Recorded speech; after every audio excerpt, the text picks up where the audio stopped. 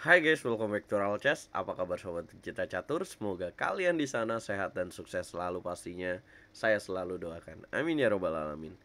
Nah guys, kita akan membahas dari lanjutan Tata Steel Chess Turnamen di Weekend di Belanda tahun 2022 di level Master. Ya buat teman-teman yang belum tahu bahwa turnamen ini sudah diadakan sejak 1930 dan turnamen ini adalah turnamen undangan dan di tahun 2022 ini mengundang 14 pecatur untuk bertarung memperebutkan satu gelar. Dan di babak keempat ini ada partai dari pecatur berbakat dari India, Ramesh Babu Pragnananda yang melawan Niels Grandelius pecatur dari Swedia. Dan di partai ini kalian harus nonton sampai habis. Why? Kenapa? Karena di partai ini kalian akan belajar positional masterpiece. Ya, posisional yang baik yang ditampilkan oleh Pragnananda Ramesh Babu.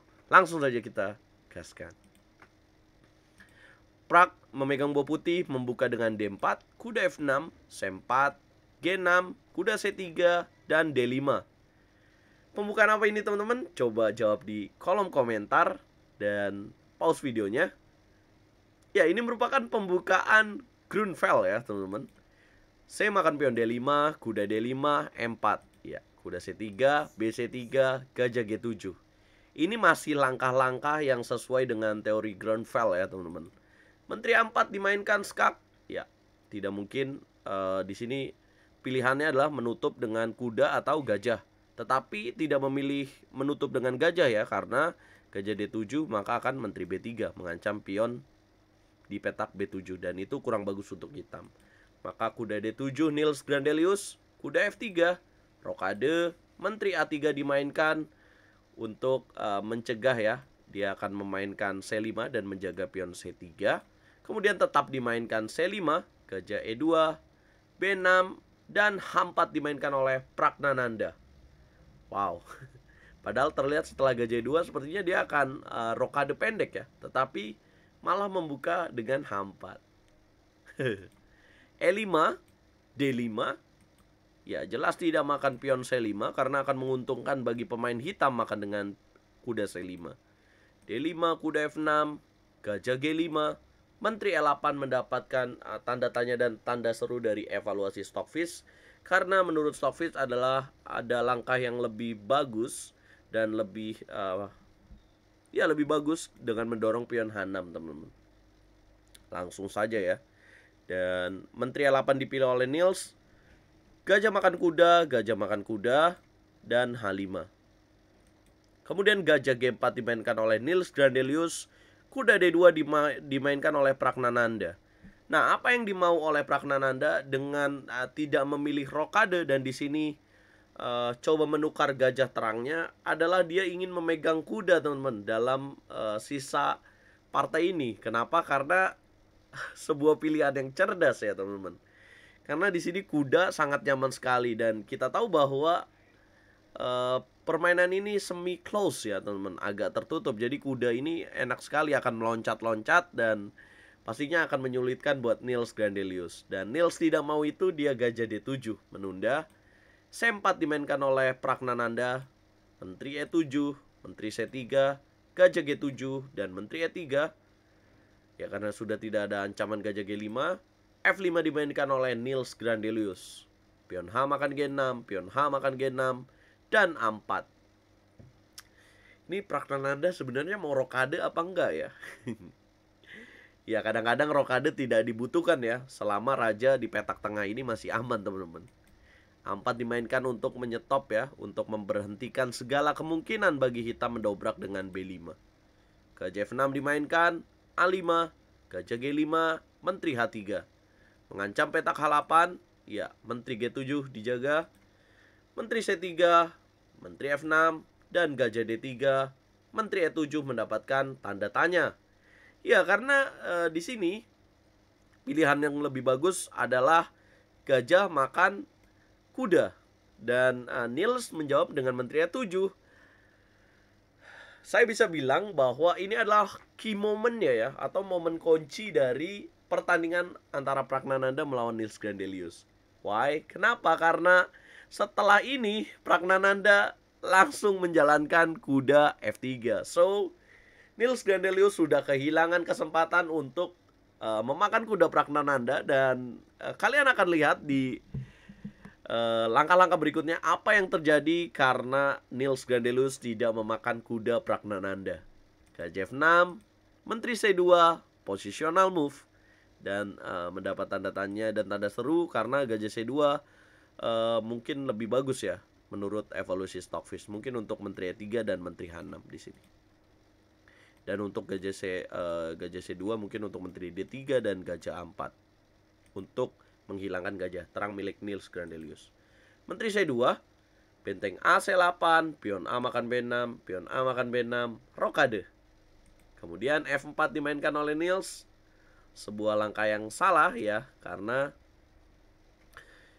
ya by the way finally akhirnya Pragnananda baru rokade setelah langkah ke-29.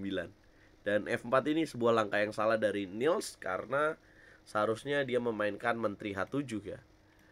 Nah, kira-kira Menteri H7 tujuannya apa? Kalau menurut saya mungkin karena petak hanya kosong ya. Jadi hitam di sini bisa Raja F7 dan benteng H8. Ya, tapi Niels melewatkan kesempatan itu bermain dengan F4. Saya tahu mungkin ide dari Niels adalah untuk G5 dan G4. Benteng A7, mempining Menteri D6. Tanda tanya. Ya, gajah E2.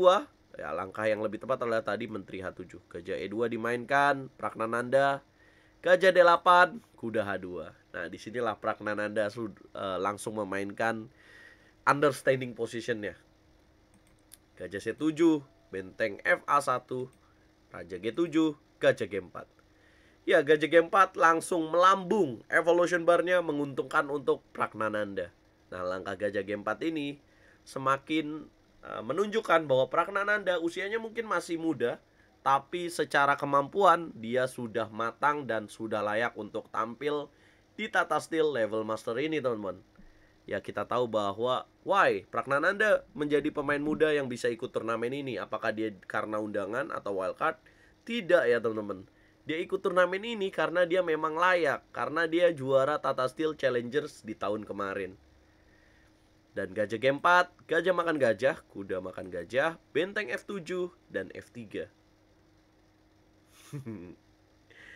Ya, kalau di pause mungkin ini ya sudah kelihatan ya bahwa hitam tidak enak di sini dan kuda ini akan mahal harganya ya. Kudanya ini mahal banget harganya. Kuda G4 ya. Kemudian F3 benteng H8, Menteri B2, ancam. Kemudian benteng H5 jaga, benteng B7, Menteri D8. Ya, benteng AA7. Kita tahu bahwa pion E5-nya ini jadi target. Ya, Raja G8 dan Raja F2. Sebuah langkah yang menurut Stockfish salah. Kemudian benteng H1 salah ya. Harusnya di sini Menteri H4 yang dipilih oleh Niels Gandelius. Mungkin akan Raja E2 dan mungkin akan Menteri H1 ya. Ya, ancaman seperti ini mungkin akan membuat evolution barnya sedikit berkurang ya. Tidak selalu menguntungkan untuk Pragnananda. Tidak sebesar tadi, teman-teman. Dan benteng H1 ya, salah dijawab dengan langkah yang salah juga. Kemudian benteng A1, benteng H4, benteng makan C7. Ini jadi momen buat Pragnananda. Kemudian benteng makan benteng Menteri E5, benteng F7. Dan saya ingin teman-teman pause videonya dan coba tebak langkah menarik di sini. Ketika sudah melakukan pengorbanan, kira-kira langkah apa yang tepat buat putih di sini?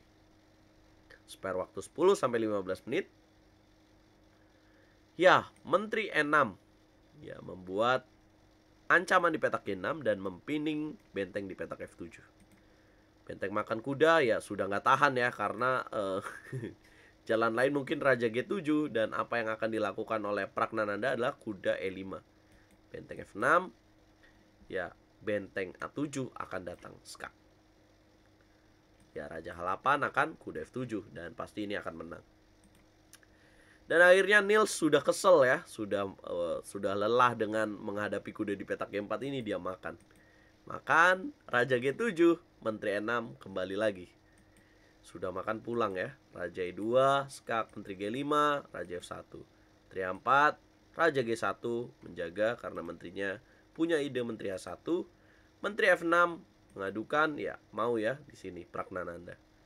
Dan coba teman-teman pause videonya dan tebak langkah terbaik ya, karena ini permainan endgame, dan coba teman-teman belajar endgame dari permainan two world class player ya, dua pemain dunia ini. Raja F2, Raja E5, Raja E2, Raja D4. 5 pion melawan 4 pion, tapi jelas ya di sini punya keunggulan 2 pion bebas ini. Benteng D1 ya nggak mau makan, karena kalau makan pion C4 jelas pion D6-nya tidak ada yang menghalangi untuk promosi. Bahaya banget. Kembali lagi Raja E5, benteng A1, Raja D4, benteng D1, Raja E5, Raja D3 dimainkan oleh Prak, langkah yang berbeda. Benteng A7 ya, Prak tidak bisa mendorong pion, bisa juga mendorong pion D6. Kira-kira apa yang akan terjadi kalau misalkan dia dorong pion D6? Maka hitam akan menjawab Raja E6. Benteng D5 akan benteng D7. Benteng E5 mungkin ya, E5. Nah, ini mungkin akan menang juga, tapi terlihat lebih susah ya dibandingkan dia memilih ini. Raja D3, benteng A7, Raja C3 ya, karena bentengnya harus tetap menjaga di 7 rank ini. Raja B3, G4, dorong pion D6, makan F3, makan Raja E6, dan dorong pion D7. Makan, Raja D7, Raja E4, Raja C6, dan E5. Give up ya di sini. Pecatur dari Swedia, Nils Grandelius. Kenapa teman-teman? Karena ya langkah berikutnya Raja D7, Raja B5, dan ya akan kalah ya teman-teman dalam endgame seperti ini. Jelas ini menang oleh Pragnananda. Nah teman-teman, berkat kemenangan melawan Nils Grandelius ini, Pragnananda mengantongi kemenangan pertama, dan poinnya sekarang jadi 2 poin dari 4 babak. Ya, hasil 2 kali remis lainnya melawan pecatur kuat Anish Giri dan melawan juara FIDE World Cup di Sochi, Rusia, Duda Yankritov. Nah, bagaimana standing positionnya? Nah, sekarang Pragnananda ada di peringkat ke-9 dari 14 pemain, dengan 2 poin, sama juga dengan Duda Yankritov dan Fabiano Caruana. Nah teman-teman, itulah yang terjadi di partai Pragnananda ya. Nantikan kehebatan dari Pragnananda di babak kelima, tapi lusa baru akan live streaming lagi. Kita akan nobar lagi jam 8 malam waktu Indonesia Barat teman-teman. Bagaimana penilaian kalian Pragnananda ya? Semakin yakin bahwa Pragnananda merupakan masa depan cerah catur India, dan apakah dia akan mengejutkan percaturan duniawi, dan kira-kira dia akan finish di tempat keberapa dalam turnamen Tata Steel Master 2022 ini teman-teman? Coba komen, dan kalau kalian suka video ini jangan lupa like, share, subscribe, dan komen. Juga kalau kalian gak suka jangan lupa untuk dislike, kalian boleh dislike juga. Dan jangan lupa kelewatan kalian bisa membeli limited editionnya RL Chess, kaos yang bertuliskan quotes dari Anatoly Karpov. Chess is art, science, and sport. Grab it fast dan dapetin free ongkirnya di Shopee, teman-teman.